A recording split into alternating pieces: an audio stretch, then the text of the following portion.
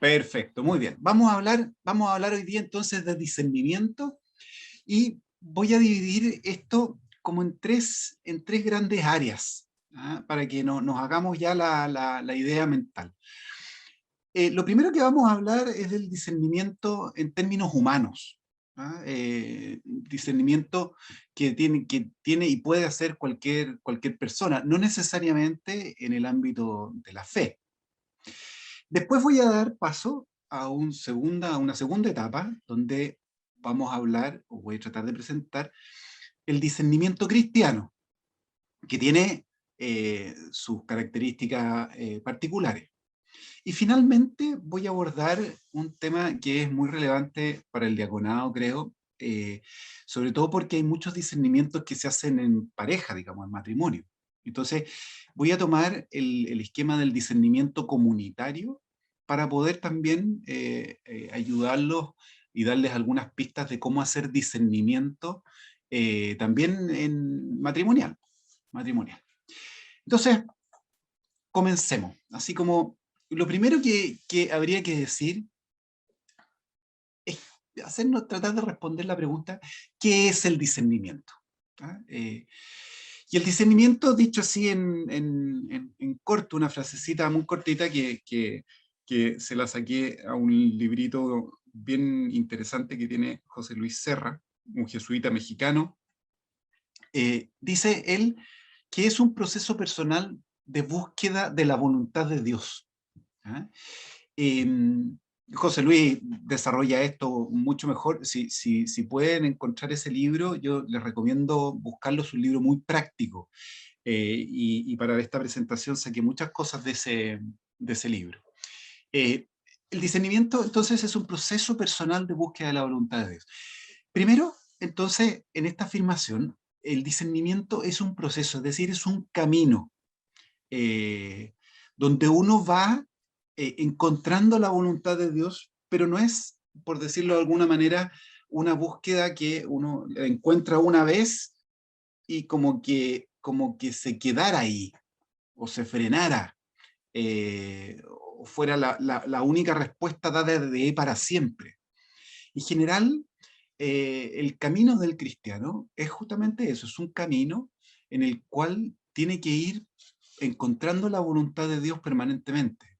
Van apareciendo preguntas distintas a lo largo del camino. Por ejemplo, uno hace un discernimiento vocacional, donde intenta encontrar cuál es la voluntad de Dios para la vida de uno mismo, vocacionalmente hablando. Pero una vez que uno elige, se abren nuevas preguntas. Se abren nuevas preguntas.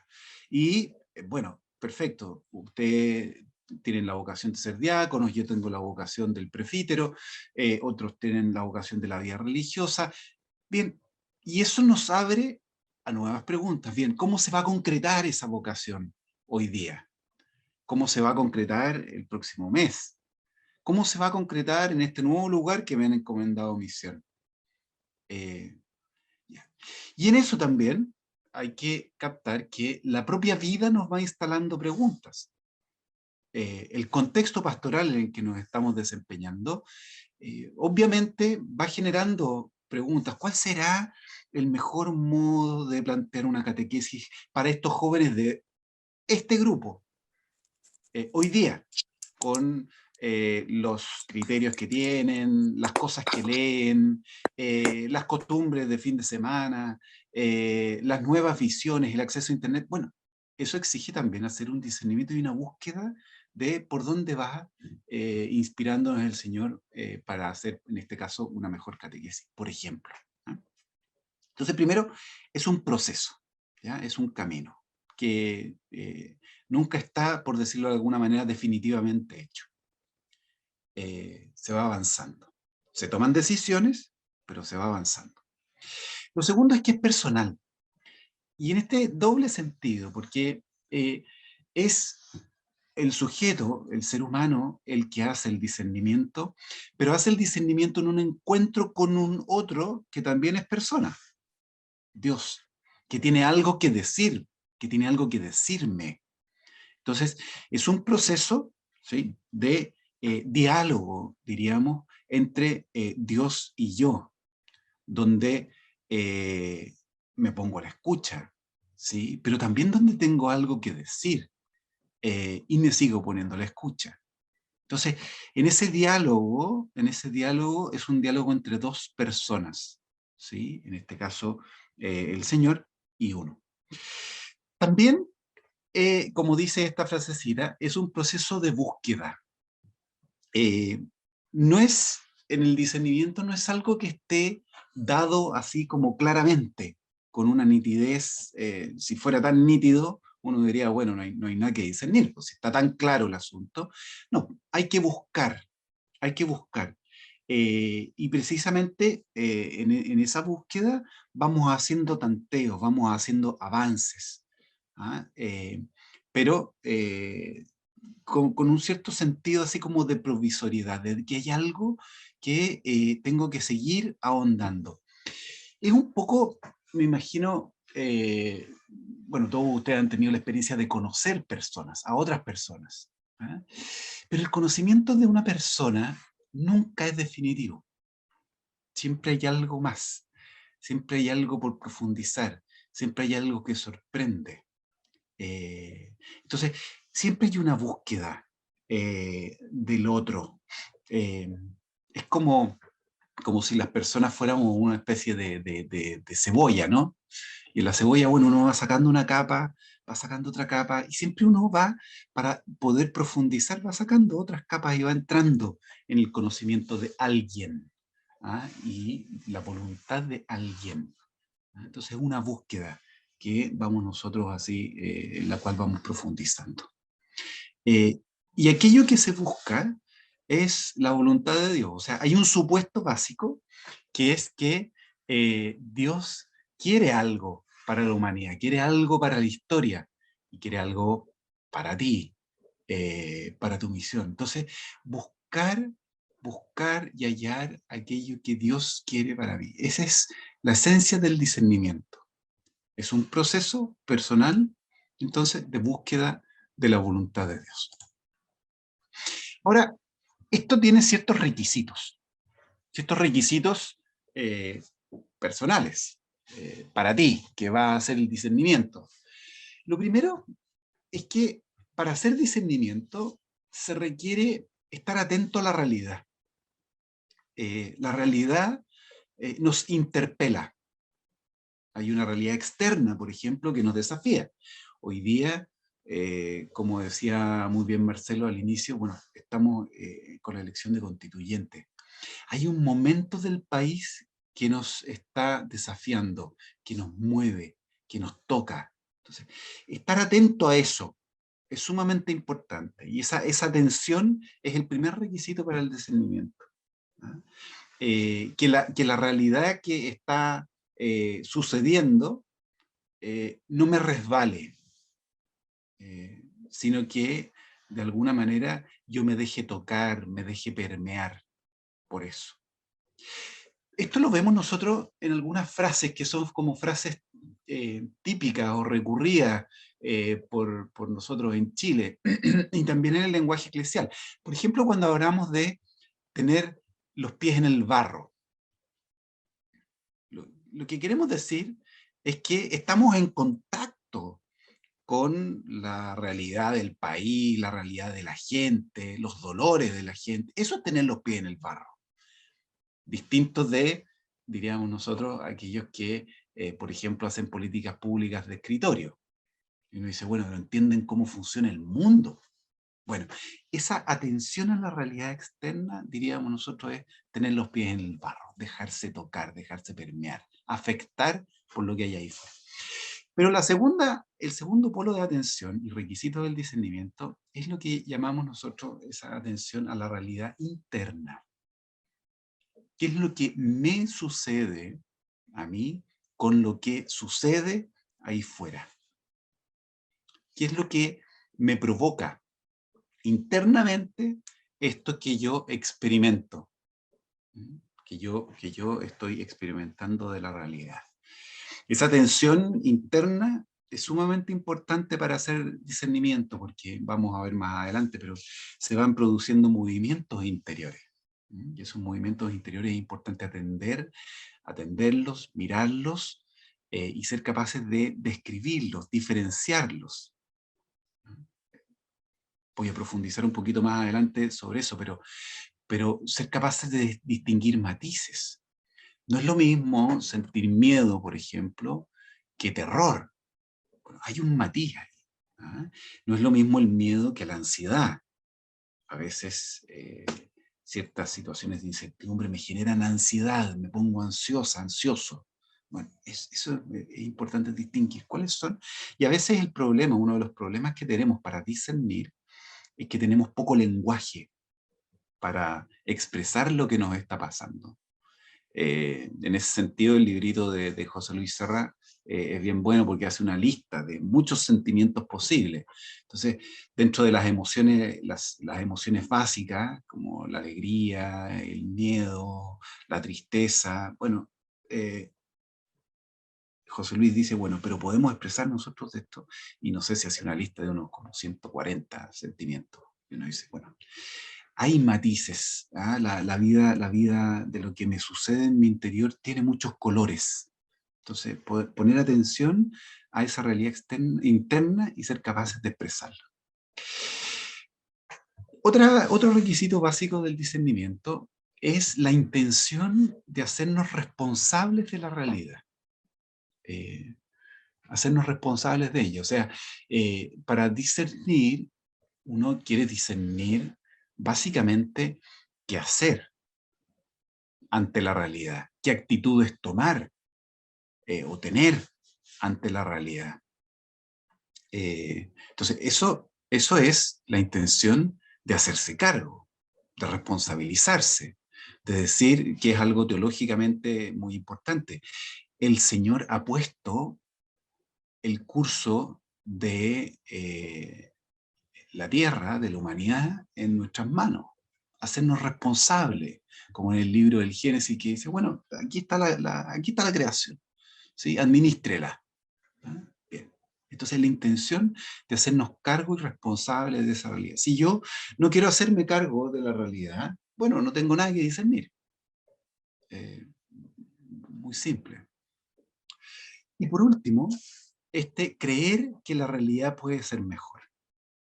Y esta también es una condición básica, porque si yo no creo que la realidad puede cambiarse de alguna manera, eh, bueno, la verdad que tampoco tiene mucho sentido que discierna cuál es la voluntad de Dios.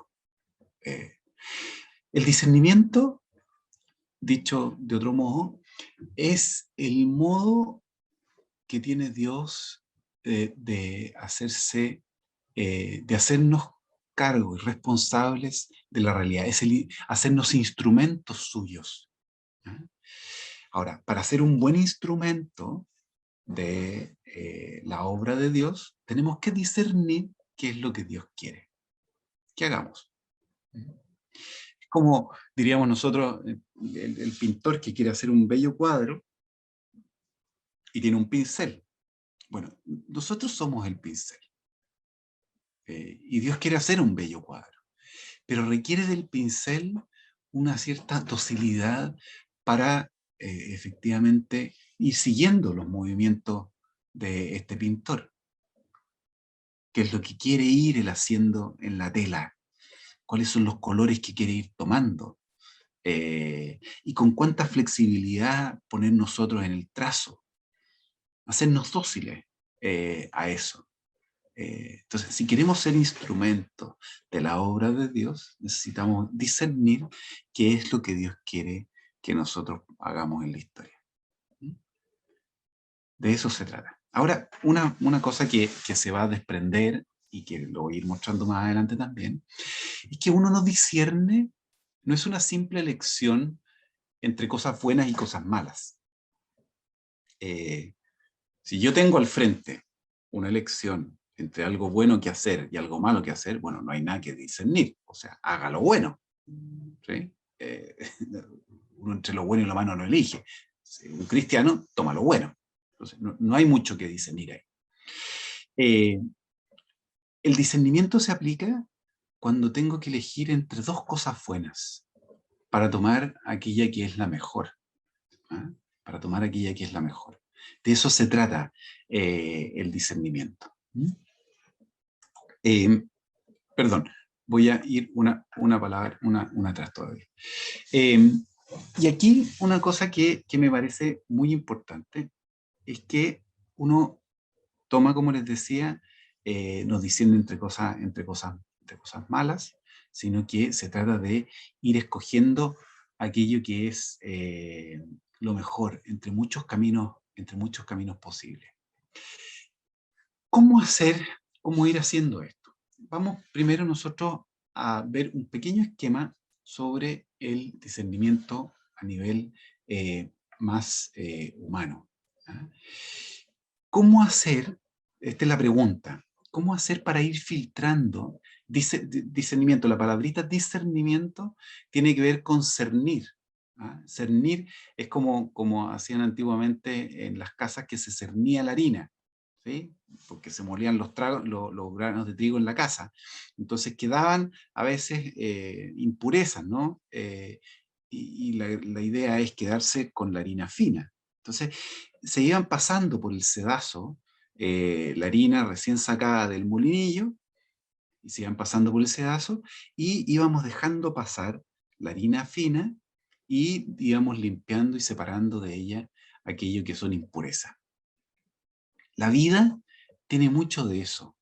Y la idea es que nosotros podamos irnos quedando en el discernimiento, irnos quedando con aquello que me encamina en la dirección que quiere encaminarme Dios, y que pueda ir dejando fuera aquello que es impureza y que no me ayuda a ir en esa dirección que Dios quiere. Discernir entonces de alguna manera es, digamos, nosotros distinguir, separar, para quedarme con lo bueno y ir separando aquello que es menos bueno, ¿ah? Que me distrae, que causa daño, que me quita fuerza, etc. ¿Ah? Entonces, discernimiento es la habilidad, diríamos nosotros, de separar. En este esquema que les presento acá, eh, partimos de la base de que en el discernimiento humano, la realidad genera reacciones en mí. Y genera reacciones a nivel físico, genera sensaciones corporales, eh, y eso es importante darnos cuenta. ¿Qué es lo que me sucede? A mí a veces, por ejemplo, como cuando les hablaba yo del miedo, el miedo a veces genera sensaciones, suceden como escalofríos, por ejemplo. ¿Ah? O a veces sensaciones corporales donde, no sé, uno llora. ¿Ah? A veces la realidad me genera esta como suerte de aceleramiento porque hay cosas que me indignan, ¿sí? O adrenalina y me acelero, estoy alerta. ¿Ah? A veces la realidad genera en mí a veces cosas físicas y es importante mirarlas. ¿Ah? Provoca en mí reacciones físicas, que son sensaciones corporales. Pero también la realidad me toca los afectos, toca mis sentimientos. Hablábamos nosotros de las emociones básicas. Eh, ya, esas emociones básicas de alegría, de dolor, de tristeza, de miedo, bueno, esas emociones básicas me tocan el corazón, los afectos también. La realidad toca mis afectos. Entonces, si yo quiero discernir, necesito hacerme consciente de cómo esa realidad, que puede ser externa, va generando estos sentimientos en mi interior. Pero también la realidad provoca en mí reacciones que son no físicas ni afectivas, sino que racionales. Genera en mí pensamientos.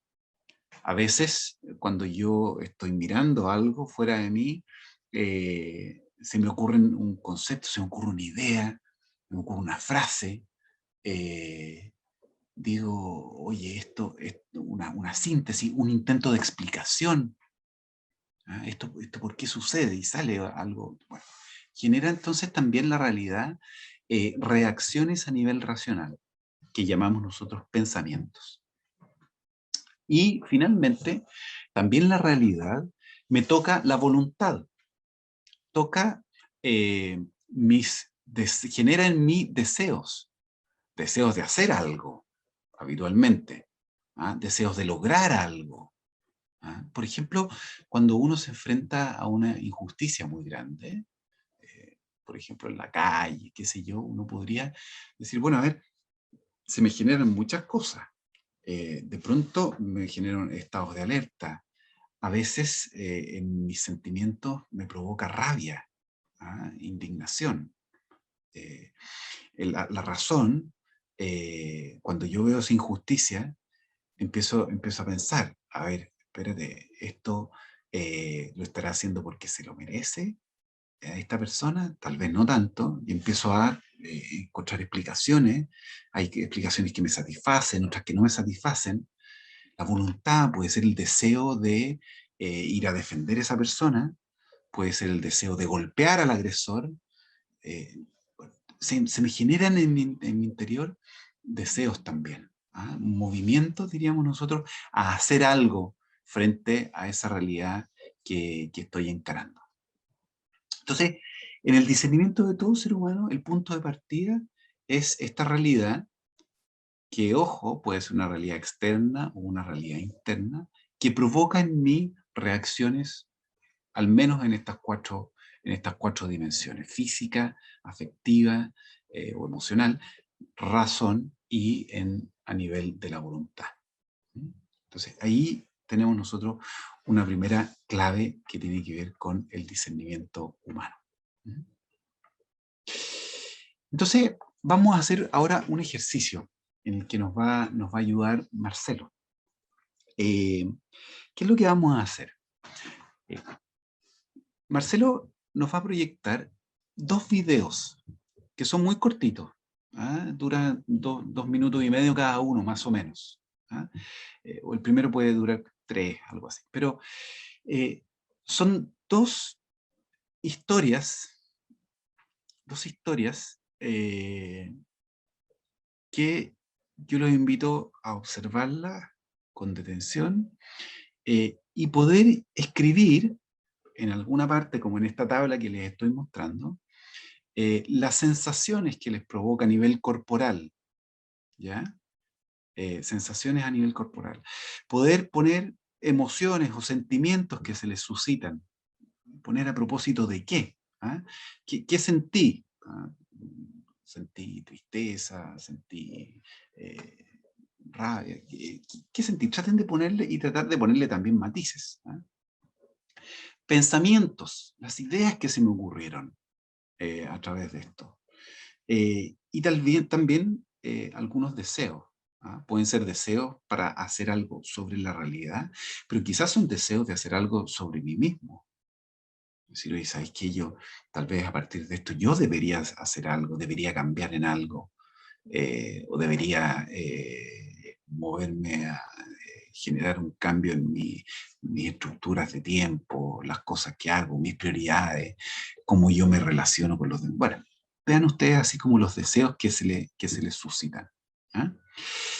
Y, la, y después de eso, la idea es que vamos a dejar un tiempo para que ustedes anoten, ¿sí? Y vamos a hacer grupos de 3, más o menos, ¿sí? En eso, Marcelo, podemos hacer grupos de 3 personas, ¿sí? Sin problema, muy Sí, bien. perfecto. Entonces hacemos grupos de 3 para poder compartir qué es lo que nos suscitó eso. Y vamos a dejar unos 10 minutos para que podamos compartir esta, esta primera, este primer ejercicio. ¿Sí? Entonces, Marcelo, corre video, como dice. Muy bien.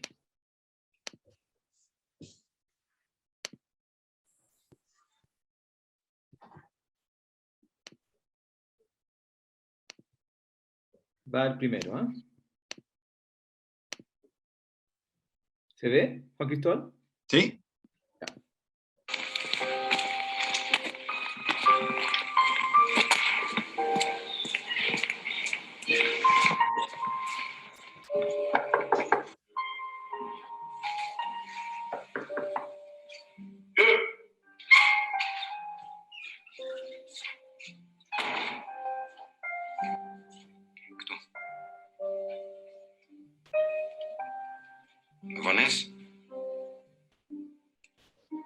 με πονές. Ζήρε τώρα.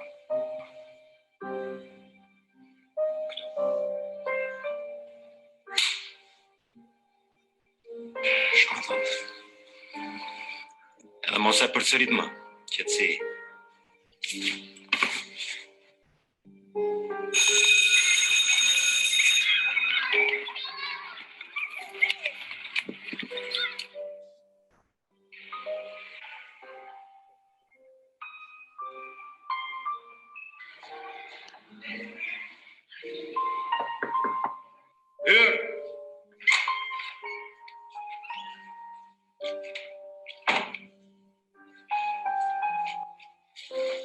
Prapë me vones.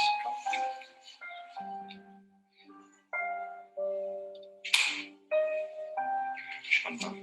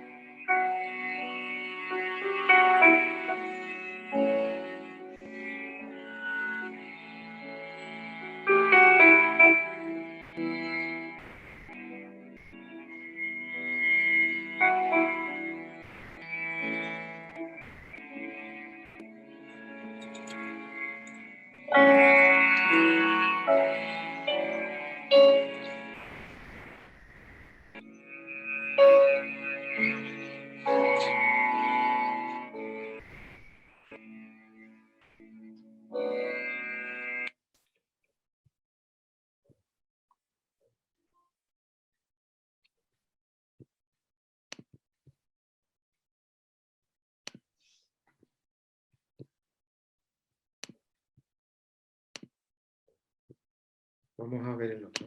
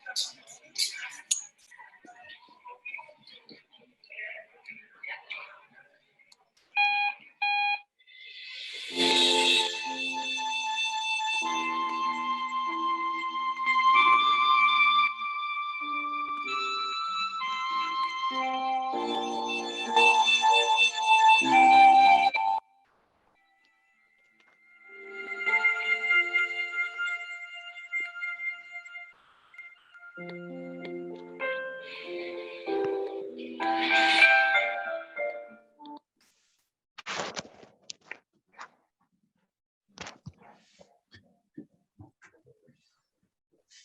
tenemos dos videos con dos historias muy cortitas. La primera un poquito más larga, solo para que sepan. Al final, el primer corto dice una frase en albanés que dice: no perjudiques a nadie, sea amable con la gente porque no conoce sus preocupaciones. Ese es el que aparece hacia el final del... Entonces, los invito a que podamos dejar 30 segundos donde puedan ustedes anotar aquello que les provocaron estos dos videos, y después nos vamos a los grupos para poder compartir esto en grupos de 3.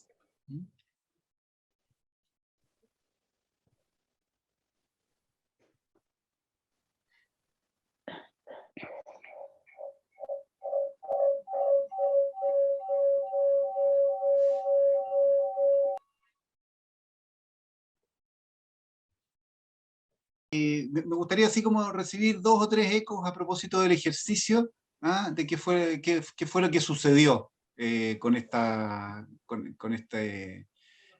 realidad que les pusimos al frente. Y bueno, ¿qué sucedió con el ejercicio? Si alguien Juan descubrió Cristóbal, algo. Dígame. aquí Mauro. En nuestro grupo, los 3 que estábamos, compartimos que fue muy emotivo, muy fuerte, los 2 videos, pero a los 3 nos costó identificar las sensaciones, los dejamos en blanco, describimos fácilmente las emociones, los pensamientos, y que queremos hacer justicia, queremos buscar la verdad y ayudar, pero nos llamó la atención de que nos faltó describir las sensaciones. Así como a nivel más corporal, físico. Ya. Sí, es un súper buen punto, Mauro, porque la cultura nuestra valora mucho lo racional, y últimamente han ido cobrando también peso las emociones, a pesar de que todavía somos muy analfabetos emocionales en el sentido de poder nombrarlos y entenderlos. Pero a nivel corporal es curioso, salvo tener buena salud y estar, como dicen ahora los gringos, estar fit, ¿ah? pero no somos muy conscientes de lo que nos genera corporalmente las cosas, ¿eh? Pero un buen punto, Mauro, gracias por el aporte. ¿Sí? Yo En quisiera... el caso de la sensación, podría ¿Sí? ser el dolor. Ajá. Yo lo digo porque Un cuando dolor yo era físico, chico, dices tú. sí, claro. Sí, sí. ¿Sabes por qué? Porque yo cuando era chico viví esa experiencia. Uh-huh. En mi colegio, al que se portaba mal, le daban duro y con el guante, que es lo que están haciendo ahí. Así se llama esa actividad, el guante. Ponga la mano y fa. Claro. Y lo otro es la emoción, la pena o la tristeza. La tristeza. Ya. De Está ver bueno. que el niño abría la puerta y él sabía que tenía que poner la mano. La mano. Sí. Claro, o sea, no había razón, no había nada. Abrí, y así era en mi colegio, o sea, el que se equivocaba la pagaba. Entonces, yo lo vi, por eso digo el dolor es la sensación. Uh-huh. En el pensamiento, no hacerlo, o sea, proteger a los niños. Uh-huh. Y en el deseo, la justicia. O sea, porque el profesor justamente se da cuenta que se equivocó, pero ¿quién hace justicia de eso? Sí. Se da cuenta que Yo se tengo una equivocó. duda. Si Dígame, Cristian. las emociones pueden ir primero que las sensaciones. Por ejemplo, yo pensaba, me dio tristeza, rabia, pero a su vez la rabia también, ahí generó una sensación como física, como de enervación. Uh-huh.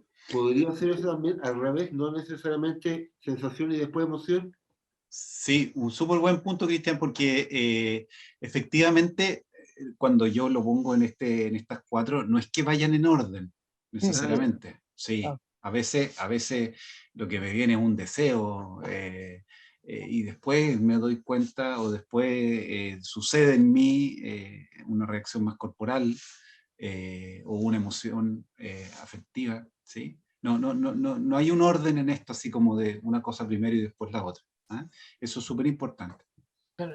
A mí, lo que puedo ver más al final del primer video, veo también que hay una aptitud del profesor del perdón. Ajá. El perdón porque lo ve llegar, ya, el niño ya venía directamente, pone su mano, pero él se arrodilla, le pone la regla en su manito, como diciendo, ahora tú me tienes que pegar a mí, por no yo no haberme dado cuenta de o haber preguntado el motivo de por qué llegaba atrasado. Claro. Entonces, y lo abraza. Eso para mí me revistió también mucha emoción, ya, y la actitud del perdón. La actitud del perdón que fue, perdóname, no lo vi. Me enseguecí a lo mejor a llevarme por las normas básicas de que no llegaba atrasado y no cumplía con lo que tenía que cumplir. Claro. Esa sensación a mí me dio, del perdón también. Sí. Ahí Robert y Noel están tratando de... Ya, eso. Yo creo Hace rato. Es que nos llamó la atención en nuestro grupo lo que nos costó hacer el ejercicio. ¿Así? El poder identificar sensación, emoción, pensamiento y deseo. Hay una reacción global, pero el sistematizar y separarlo, las cuatro, nos costó. Ya. Yo creo que más que la actitud del profesor que se da cuenta y le pide como perdón al niño, yo diría que más bien es la actitud del niño de perdonarlo ante tanta agresión que ha recibido de él. Porque gracias a Dios el profesor vio el por qué llegaba tarde, pero si no hubiese visto el por qué llegaba tarde, probablemente el niño ya hubiese perdido la mano de tanto golpe que le va a dar. Y el niño más bien tiene la capacidad de perdonarlo a pesar de... Yo incluso en el grupo dije como aporte, yo creo que el niño no tenía la capacidad porque la reacción es normal de defendernos. Detrás de ese niño había alguien que lo acompañaba, llámese mamá, llámese abuela, llámese papá, que le estaba enseñando eso, que le decía, vamos a hacerlo, esto va a traerte consecuencias, lo sé, pero hagámoslo por amor.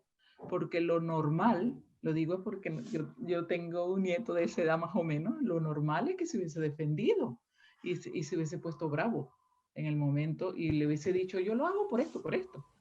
Si reaccionó de esa manera y aguantó tanto de esa manera, es que probablemente ese niño tiene un ejemplo o tiene a alguien que lo está guiando en esos buenos sentimientos. Como nos dijo la psicóloga, lo está enseñando a controlar sus sentimientos.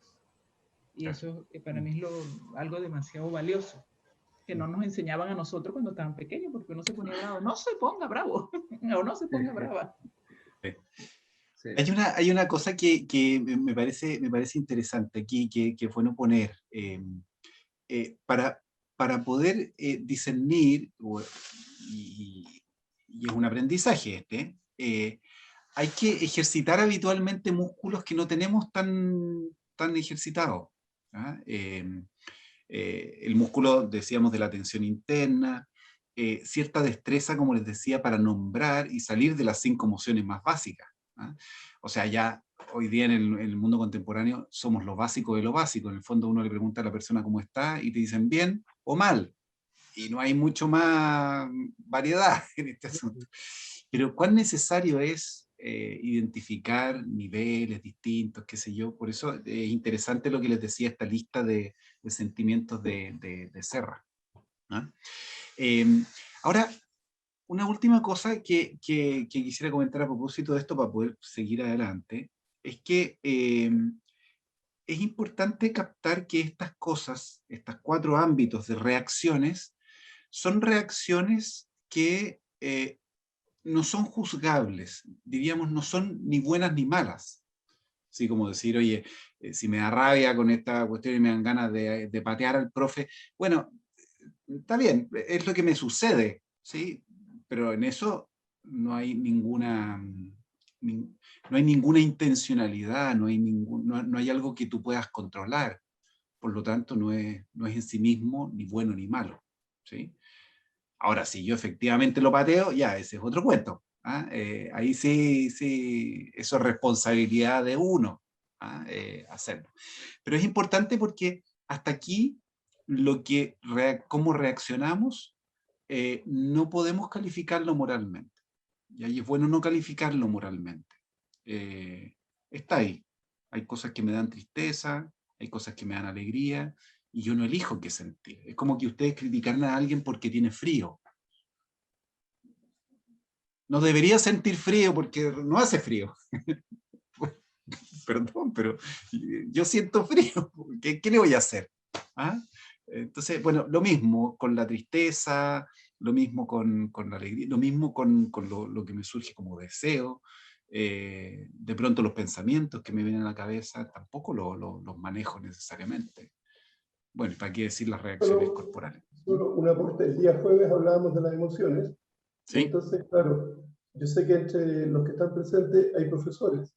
De hecho, tengo a mi amigo diácono, que es Manuel Moya, que él me contaba lo que le pasaba siendo profesor de religión. Entonces, nos enfocamos en el niño y nos olvidamos del profesor. Y el jueves hablábamos de las emociones, y una de qué afectaba, por ejemplo, la puntualidad. Y todos criticábamos a los impuntuales, porque decíamos que el impuntual hacía uso y abuso de mi tiempo, al llegar tarde a una reunión. ¿Ya? Entonces, esa reacción que tuvimos el jueves para condenar la impuntualidad, no la veo hoy día con el profesor, porque el profesor, en el fondo, ¿no es cierto? Yo me imagino, y los que, como dijo un hermano antes, los que somos viejos, ninguno se traumó, porque cuando llegábamos y hacíamos algo malo, nos pegaban con la regla en la mano o nos tiraban las patillas. O sea, era normal en esa cultura de esos años. Entonces, acá me quedo con la presentación suya para dar comienzo de conocer la realidad externa y interna, antes de poder, independiente que nos provocó emociones. Yo lo había visto en YouTube antes y me provocó las mismas emociones de la segunda vez. Pero me quedo con esa parte. Sí, para que veamos también, comentar un poco el del ascensor, ¿eh? Pero bueno, así como para preguntarse por qué salió menos quizá el del ascensor. Para darle una vuelta. Y lo otro que les quería comentar es que esto mismo, nosotros ocupamos un video acá, pero puede ser la escritura, ¿sí? Puede ser una carta apostólica, encíclica. La idea es poder ir discerniendo, porque siempre, la realidad externa siempre nos provoca algo. A veces somos más conscientes, otras veces somos menos conscientes, pero siempre la realidad allá afuera está provocando algo en nosotros. ¿Ah? Hay que hacerse consciente de eso. Oye, pero sigamos avanzando, porque esto del discernimiento, estamos todavía en el discernimiento humano, y tengo todavía mucho preparado, a pesar de haberlo hecho temprano en la mañana, pero creo que está bueno para poder compartirlo, para que valga la pena la levantar la mañana. Juan Cristóbal, Dígame. solo recordar que hacemos una pausa normalmente a las 10:45 y retomamos a las 11. ¿Ya? Ya, déjenme terminar lo del discernimiento humano, ¿sí? Y les comparto, y lo vemos, ¿sí? Queda poquito.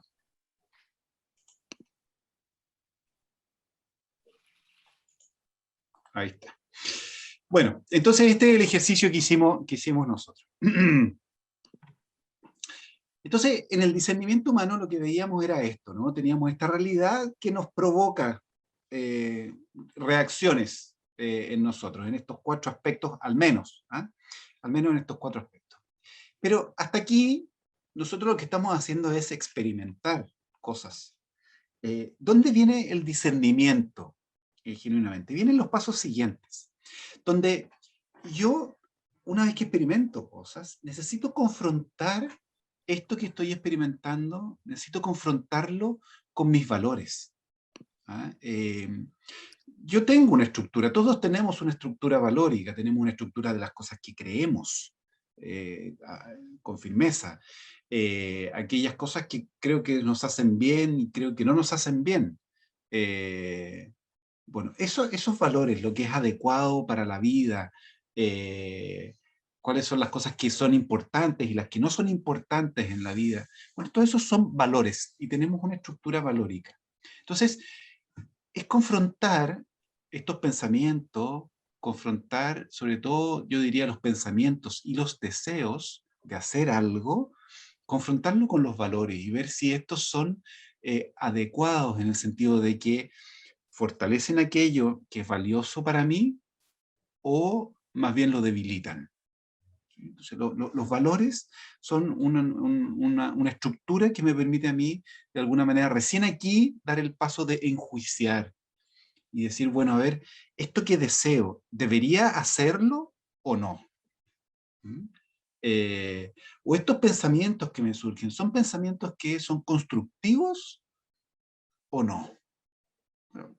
Y hay que ver, hay que ver. Y el criterio para valorarlo tiene que ver con esta estructura valórica de cada uno. Entonces, una vez que confronto con mis valores, los califico, en el sentido, diríamos nosotros gruesamente, si son impulsos de vida o de muerte. ¿Ah? Son impulsos que apuntan al desarrollo de la humanidad o más bien a la aniquilación de la humanidad.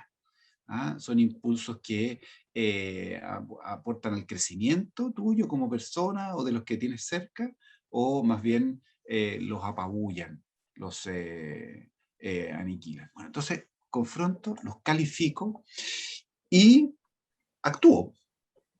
Entonces la pregunta es, ¿sigo este deseo?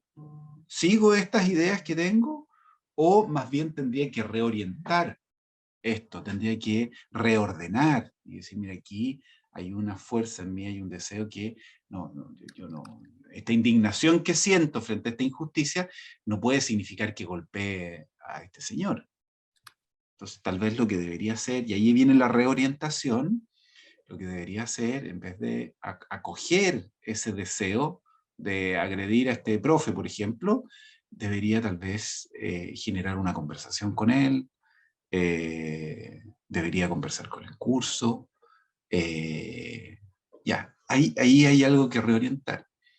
O tal vez, yendo a un proceso un poquito más hondo, esta situación del profesor con este alumno me provoca a mí un cuestionamiento, por ejemplo, del juicio rápido que hacemos nosotros a veces en mi capilla, a la gente. Y muchas veces, como el profesor, no tengo idea de lo que le pasa a la gente en su casa. Por qué es lo que está pasando, cuáles son las exigencias que tiene. Tal vez lo que debería hacer es preguntarle más a la gente, en vez de ese juicio rápido que me surge, como diciendo, es que no está cumpliendo con la norma, pero tal vez la historia de esa persona es distinta, debería mirarla, preguntarla, conversarla. Bueno, tal vez ese deseo sí hay que acogerlo. Entonces, bien, ¿cuáles son aquellas cosas o esos impulsos que tengo que hay que acoger y aquellos que hay que más bien reorientar? Y finalmente viene un momento de evaluación. Y es importante aquí, en la evaluación, preguntarme, bueno, a ver, tomando esta decisión de hacer esto, efectivamente acoger esto o rechazar esto, ¿cómo quedo? ¿Quedo tranquila, quedo tranquilo, en paz? Habitualmente, si es algo que está alineado con mis valores, es probable que quede en paz, quede tranquilo. Pero hay que hacerse esa pregunta, ¿cómo quedo al final? No se ve en la última eso. Y aquí, para un discernimiento humano, y aquí yo trato de proponerles algunos valores estructurales de la humanidad, porque uno dice, uno también puede tener una estructura de valores, diríamos, equivocada en la vida. La conciencia, dice el Concilio Vaticano II, hay que seguirla porque es al final el santuario de tu intimidad más profunda, de tu dignidad más profunda. Pero la conciencia puede ser equivocada. Entonces hay que formar la conciencia, hay que ilustrar la conciencia. Y aquí algunas cosas que son indicadores de una, diríamos, conciencia sana. Lo primero es la opción por la vida. Esto no debería cuestionarse, la vida propia y la vida también de todos los seres humanos, actuales y futuros. Porque a veces nos preocupamos mucho por los seres humanos que habitan hoy el planeta Tierra, pero no nos preocupamos de los que van a habitarla en 35 o 60 años más. Entonces uno dice, bueno, a ver, la opción por la vida tuya, pero también de todos los seres humanos actuales y futuros. Esa es una opción que es clave y fundamental. Y los indicadores importantes de una buena opción, yo les diría gruesamente estos 5. Lo primero, la esperanza por sobre el pesimismo. A veces nosotros somos expertos en descubrir lo que falta, lo que se equivocó. Y está bien, no significa que sea mentira lo que estoy viendo, pero ¿es todo lo que hay ahí? ¿O también hay cosas buenas? ¿También hay esfuerzo? ¿También hay alegría, salud, razones para celebrar? ¿Pongo mi atención a lo que se está muriendo o a lo que están haciendo? Entonces diríamos nosotros, una buena ayuda para poder tomar decisiones humanamente sanas es poder tener esa perspectiva de la esperanza por sobre el pesimismo de aquello que están haciendo, por sobre lo que está muriendo. Lo segundo, diría yo, una perspectiva de largo plazo en mi actuar. Yo diría, aquí, yo no sé cómo ven ustedes el momento político de Chile, pero si hay algo que hoy día nos está pasando la cuenta, es que en política reina el cálculo corto, de corto plazo. ¿Cómo voy yo en esta? Si hago esto, cómo me va a ir en la próxima elección? ¿Me van a reelegir o no me van a reelegir? En vez de pensar si lo que estoy haciendo es lo mejor para Chile en largo plazo, más allá de mi periodo y más allá de mi vida incluso. La perspectiva de largo plazo en el actual. Creo yo que es una perspectiva que es bien importante, así como para esta opción por la vida. Lo tercero es lo importante que es crecer en el amor, crecer en el vínculo. No solo en el amor que puede haber en mi casa, con mi pareja, mi marido, mi mujer, mis hijos, sino que poder crecer en el amor. Más allá, ir abriendo sucesivamente círculos más amplios. Y que en el fondo mi cariño, mi afecto, se vaya ampliando cada vez más. Y poder irme vinculando con gente más allá del círculo cercano, estrecho. Entonces, crecer en el amor es un indicador también de esta opción por la vida en un ámbito exclusivamente humano. En tercer lugar, abrirse al diálogo. Todo lo que significa escuchar lo que viene de otro me permite completar mi propia perspectiva. A veces yo miro las cosas y tengo súper claro qué es lo que hay que hacer, qué es lo importante, que dice, bueno, pero a ver, ábrete al diálogo, de pronto hay algo que te tienen que decir los demás sobre esta decisión que estás tomando, o sobre cómo tú estás viendo las cosas a la hora de tomar una decisión o de elegir. Y lo quinto, que creo que es súper relevante y tal vez es lo más difícil, es practicar el perdón. El perdón de los demás y el perdón propio también a veces. Yo, aquí puedo equivocarme, pero yo creo que lo más difícil del Evangelio es cuando Jesús le dice a la gente, oiga, todos quieren a sus amigos y odian a sus enemigos. Bueno, ustedes amen a sus enemigos.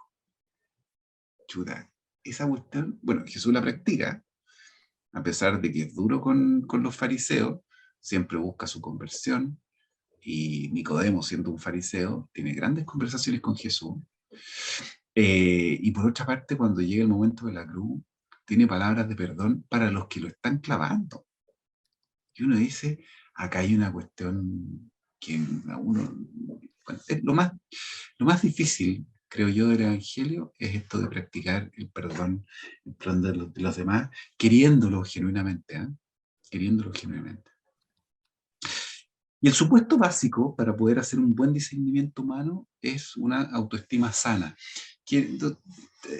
Ahí los psicólogos podrán darle más vuelta a los que son psicólogos, pero yo diría sí, una autoestima sana es la conciencia de que yo he recibido cosas, me han hecho bien, que yo tengo cosas muy buenas y que eso es recibido, no es merecido.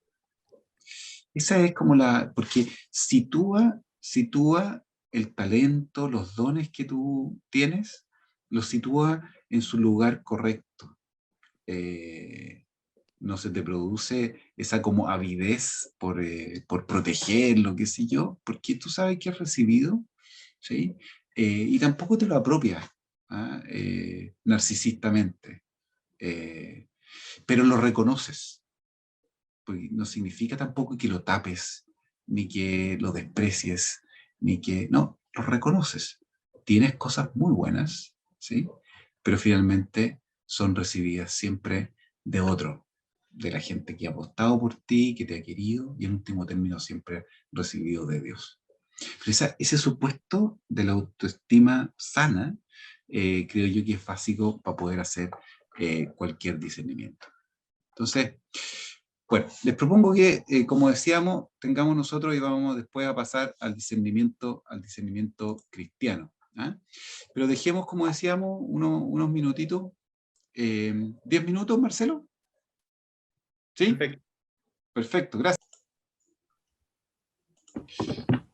Bueno, hasta aquí todo lo que veníamos hablando tiene que ver con un discernimiento a nivel humano.